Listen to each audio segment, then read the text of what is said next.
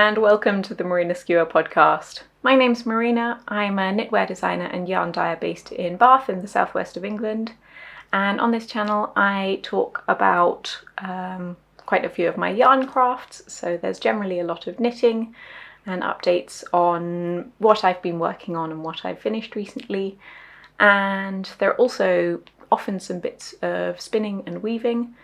And in this episode I'm going to be showing you a little bit of embroidery later on. And I'm feeling really inspired with my work at the moment. I'm getting on with a lot of things. There are lots of projects I've been putting in quite a bit of time on.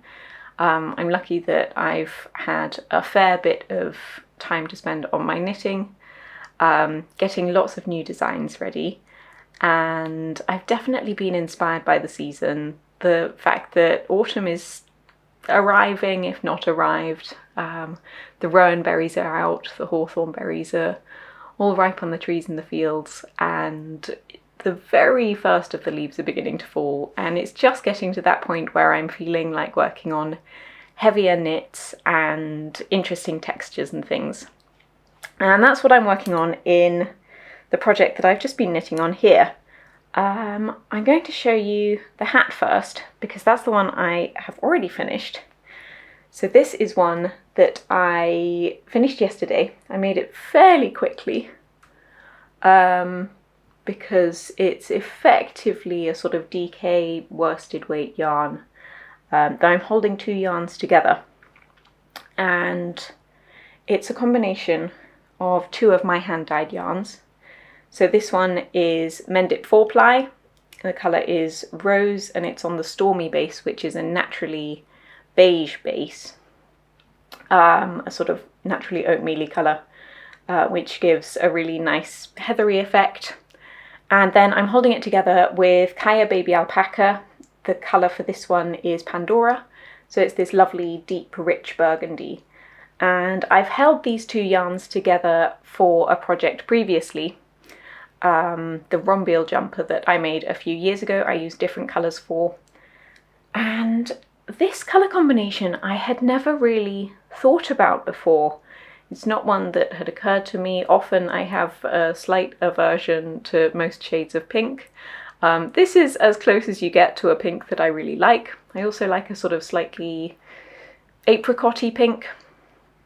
But held together with this burgundy is really, really lovely, and I sort of stumbled across the combination by accident because I was going through my bag of leftover yarns from other projects, other designs I've done, and I thought that these two together looked really nice, and I just knitted a few stitches and then it's like, yeah, I have to make something, and I think it has to be cables. And so this hat was the result, and the yarns held together. They're sort of similar enough in colour that you don't get a really strong mild effect or anything, but it does give an amazing richness and texture and sort of nuance. And you sort of get the qualities of both yarns. So the Mendip 4-ply is a woolen spun yarn, so it's quite light and lofty, whereas the Kaya Baby Alpaca is a finer yarn. It's much finer fibres, it's worsted spun, and it's a lot more sort of sleek and drapey. And you can kind of harness the qualities of both, which is really pleasing.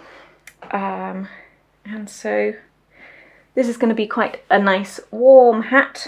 It's definitely not hat weather here yet, but it's coming.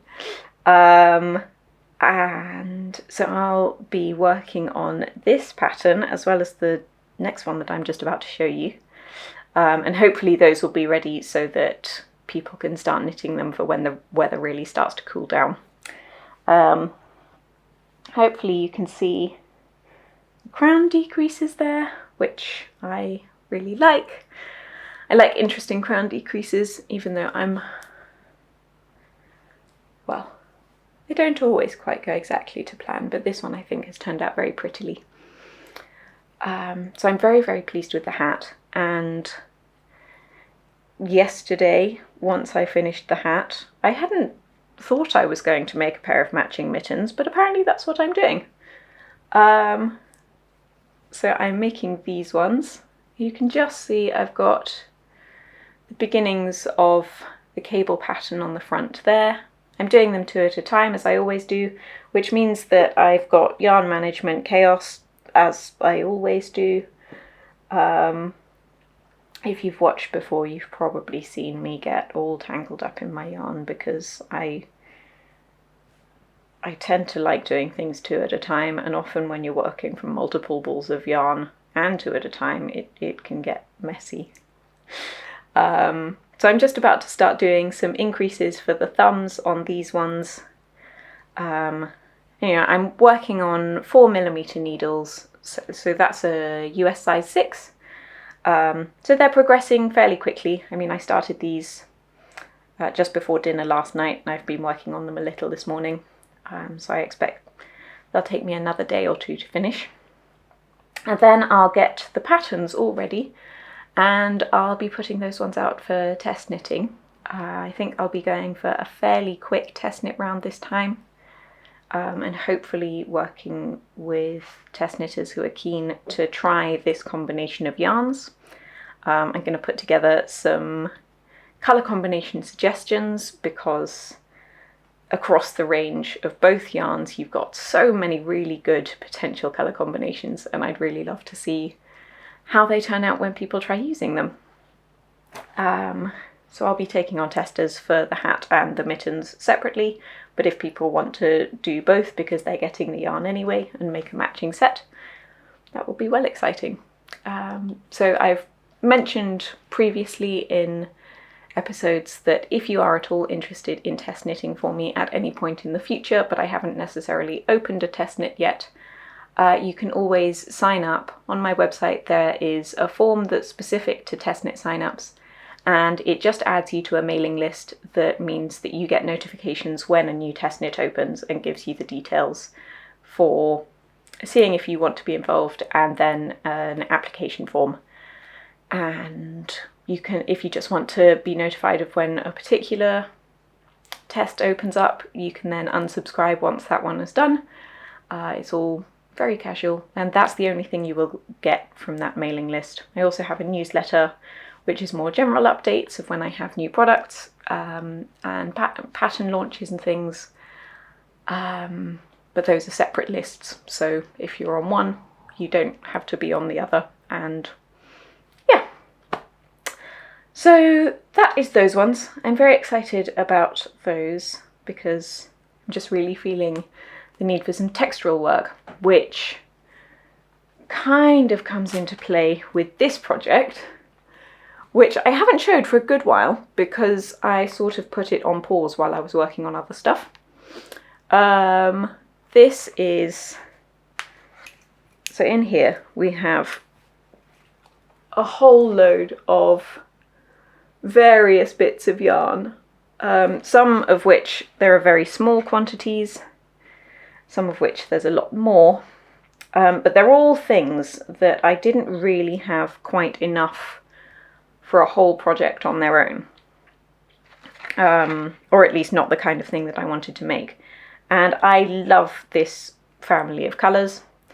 If you followed me on Instagram, you've probably noticed. I mean, it's basically the colour of my sofa. It's a colour combination that makes me really happy. And so I'm making this sort of improvised jackety cardigan thing. So I'm doing it in a slightly unusual order just to make sure that I optimize the yarn that I have. So I'm working top down, so this is the back of the neck here, and then I did a little section under the arms there, and then I put the body on hold and picked up for the first sleeve. Usually I would do the sleeves two at a time, but I've already mentioned my habit of getting tangled up in my yarn, and this was a project that I already knew was going to be a bit of a situation with managing yarn. So I decided to do my sleeves one at a time. So I finished the first sleeve.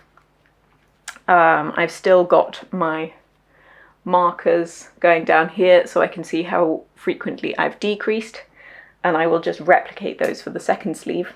I'm not going to try and replicate the stripes or anything because I am just picking out yarns to introduce and drop out fairly at random.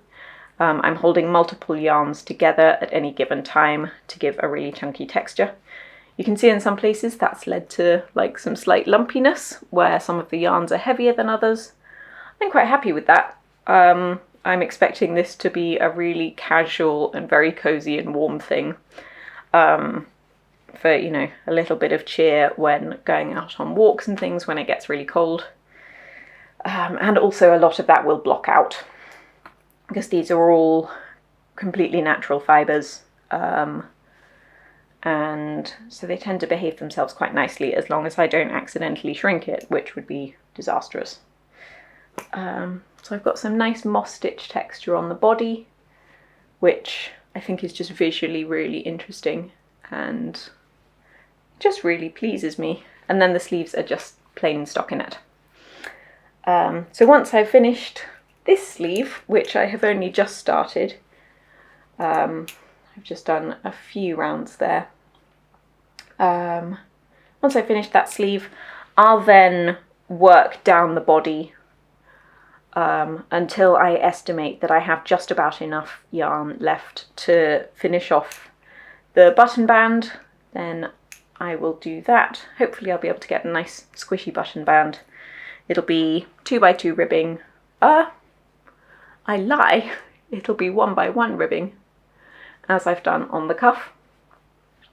And yeah, it's a really fun project. It progresses very, very quickly because I'm working on 8mm needles and lots of yarns held together. So it's quite heavy and it's definitely going to be really, really warm, which I'm excited about because I like being cozy and warm. And yeah. So the next one I'd like to show you is a jumper that I've finished. I've actually finished another jumper since the last episode, which was a sample for a design, but it's one that's going to be in a magazine and so I can't share it. But yes, that will be coming out in a few months and so hopefully you'll be able to see it then.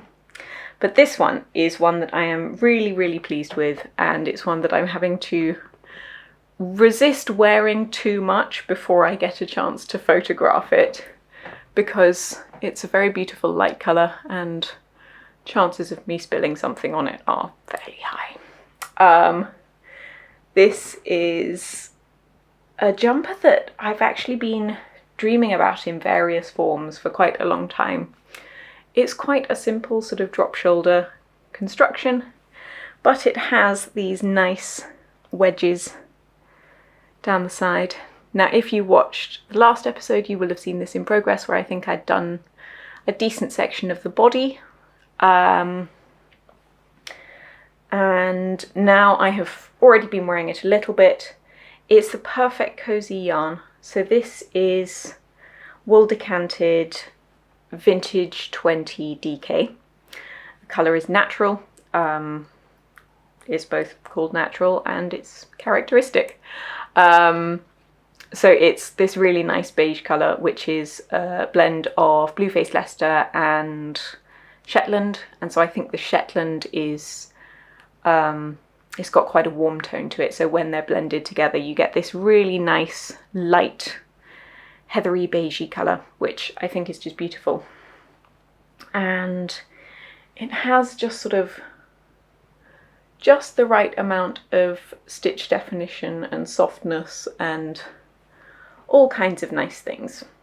So I really love this jumper. I think it's going to be definitely a wardrobe staple. This is one that is currently with my tech editor and will be going out for test knitting quite soon, hopefully early next week. And so again, I will put a link to the test knit sign-ups, the mailing list, in the description below if you are interested in becoming a test knitter for me. And yes, so the yarn for that one is wool decanted, and I think they will be offering a yarn discount for test knitters. And those are the knitting related things. But there's also another tiny thing I'm going to show you, which is this teeny tiny skein of yarn. This is the result of something I've been wanting to try for a long time, which is processing nettles, stinging nettles, for fibre. So there's a very small amount of yarn. I do still have some fibre left to spin up that would probably make another similar amount of yarn, but slightly different because it is a different quality of fibre that's from the same nettles. It's fairly coarse, it's rather like twine, and you can see it's got a twist to it now because it's been in this tiny skein for quite a long time. But it is actually a balanced yarn, it's just remembered that. So you can see probably it's quite fuzzy. But it's also because of the processing methods I used and the fact that I really basically ran out of patience. It's fairly coarse. And so I am going to try knitting something with it just for, well, experimentation purposes really, because I'm not going to make anything useful out of this much. But it is a process that I really enjoyed. I documented the whole process and my experimentations and sort of coming to grips with the technique and working out what was working and what wasn't on Patreon. So I do exclusive videos on Patreon, generally on a specific topic. And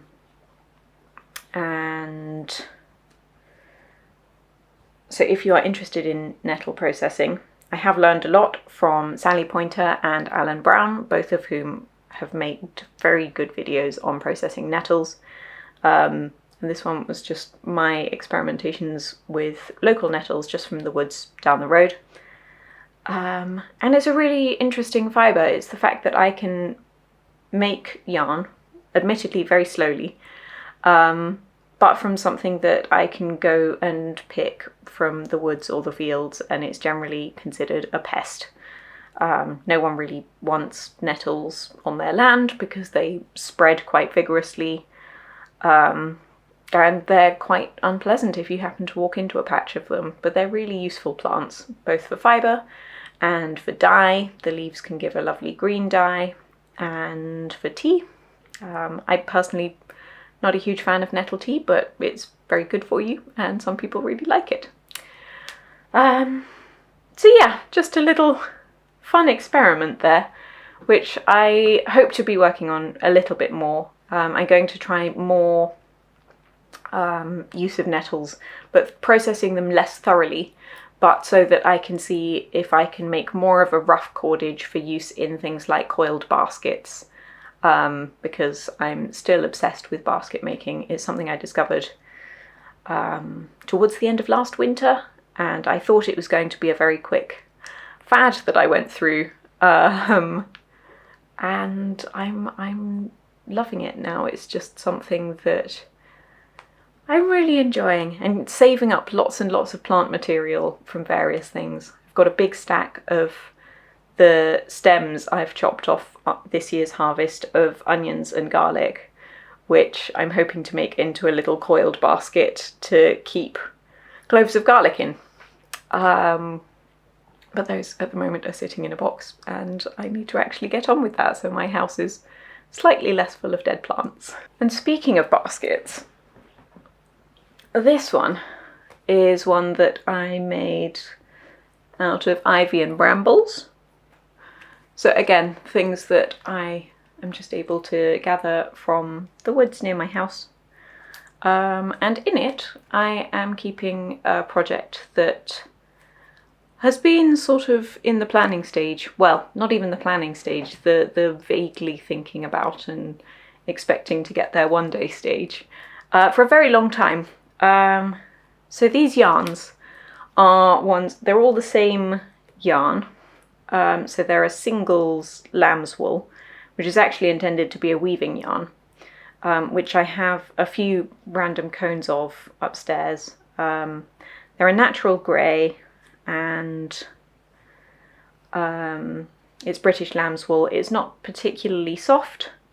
It's actually the lamb's wool that is in my skirt, along with some Ramie fibre, because this is hand woven fabric. And I tend to just dye odds and ends of it when I have leftovers of dye in the pots from experimentations and things. My regular colours, I end up exhausting the colour completely, so with the dyes, when I put the yarn in, the water is the colour that the yarn is going to be, and by the time it's finished dyeing, the water is completely clear. But sometimes, if I'm trying something new and haven't got a recipe that I've worked out over quite a long period of time, it might be that I use a bit too much dye, and then there's some still left in the water, and then I'll often just chuck in a little mini skein of this yarn to soak some of it up.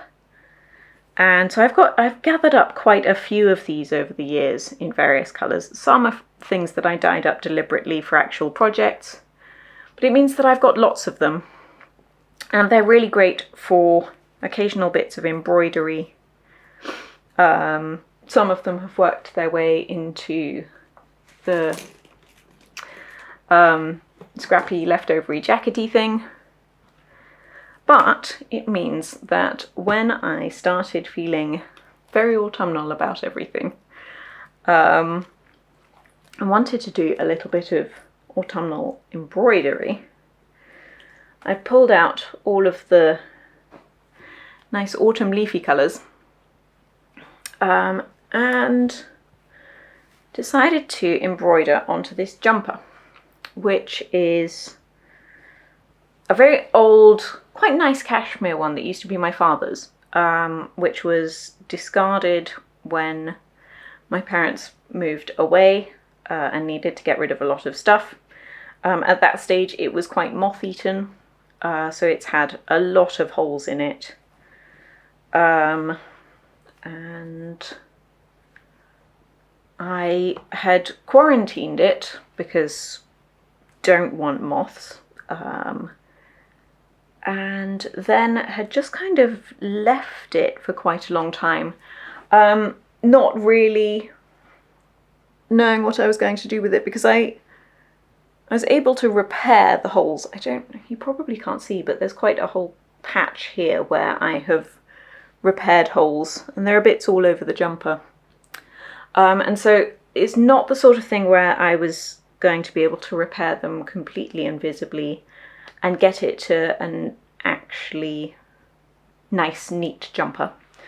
And I thought the colour was just perfect as the background for these much warmer colours. So the intention is to just keep adding leaves. So I've done a little oak leaf here to cover a couple of bits of darns, and then over the shoulder I've got this rowan leaf going. And then I plan to do more with maple leaves, and what other ones am I going to do? I'm tempted to keep it to native ones. So things like the oak and the rowan are particular favourites. The sycamore I think I'll do in this yellow, because even though sycamores and maples are the same family, they're notorious for going a beautiful red in certain climates. In this country, sycamore leaves just tend to go a really vibrant yellow. And then I'm just going to be looking out for interestingly shaped leaves that I can embroider onto this as I go along. And it'll be the sort of thing that each time I finish a leaf, so once I've finished the final bit of this rowan leaf, which I'm just going to do now to show you how I'm doing it, I'll be wearing it in between and then just adding more bits of embroidery as and when I feel like it, because I feel like if I just leave it until it feels done, it's going to take a long time because it's quite a slow process and I need to fit it around my knitting and everything. And yeah, so I'm just going to add random leaves, and it'll look a bit peculiar until there's a good collection of them where it'll look a bit more intentional. But it's a really enjoyable process. It's fairly easy. I'm just using chain stitch and tiny bits of running stitch, and yeah, I mean, I'm not a particularly skilled and advanced embroiderer, but I've got to grips with chain stitch fairly decently, and I think it's a good one because you can use it both for creating quite linear designs but also filling areas quite nicely. So I'm just going to spend a little time embroidering on this, and you can watch and hopefully enjoy some music, maybe make something yourself, and maybe enjoy a hot drink or something.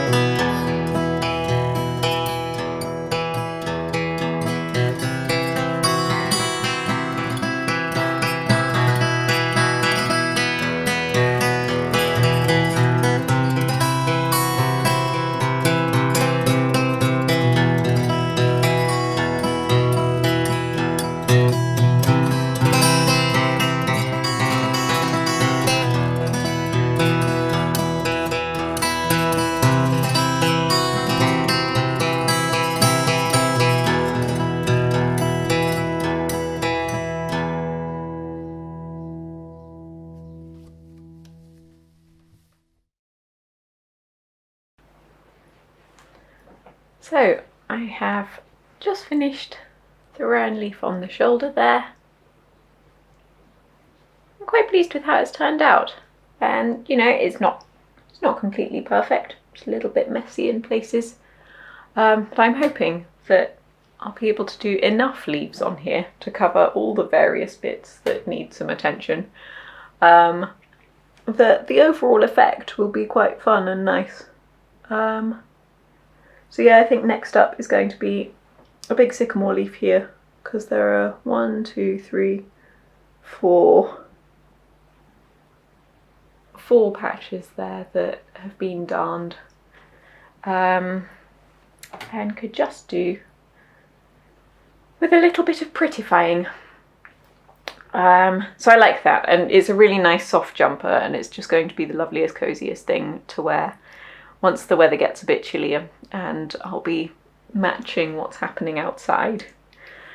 So yeah, that's an ongoing project that is just nice to pick up and put in a little bit of work on every so often. So that's all I've got to show you. I will mention now the jumper I'm wearing is the Boscula, which is one I designed. Pattern is available on my website and on Ravelry.